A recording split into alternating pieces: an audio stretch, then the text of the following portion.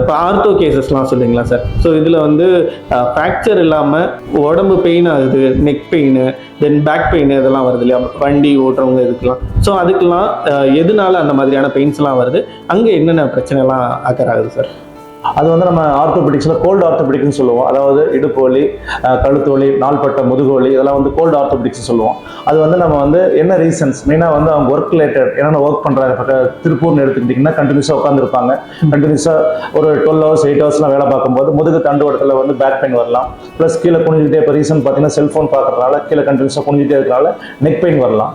அதை வந்து நம்ம முறையாக எக்ஸ்ரே எடுத்து பார்த்து அவங்களுக்கு மோஸ்ட்லி வந்து இது எல்லாமே மெக்கானிக்கல் பேக் பெயின் சொல்லுவோம். மசில் ஸ்ப்ரெயின்னாலையும் முறையாக நம்ம வந்து கழுத்தையும் இடுப்பையும் ட்ரெயின் பண்ணாதனால வருது. இதுக்கு வந்து மெயினாக ஒரு எக்ஸ்ரே பார்த்துட்டு அதுக்கேற்ற மாதிரி ஃபிசியோதெரப்பி நம்ம அட்வைஸ் பண்ணோம்னா, ஃபிசியோதெரப்பி ரெகுலர் எக்ஸசைஸ் ஸ்ட்ரெச்சிங் எக்ஸசைஸ்லாம் பண்ணோம்னா அந்த முதுகு தண்டு உடம்பு வலியும் ப்ளஸ் கழுத்து வலி அதெல்லாம் நம்ம வந்து வராமல் தடுத்துக்கலாம்.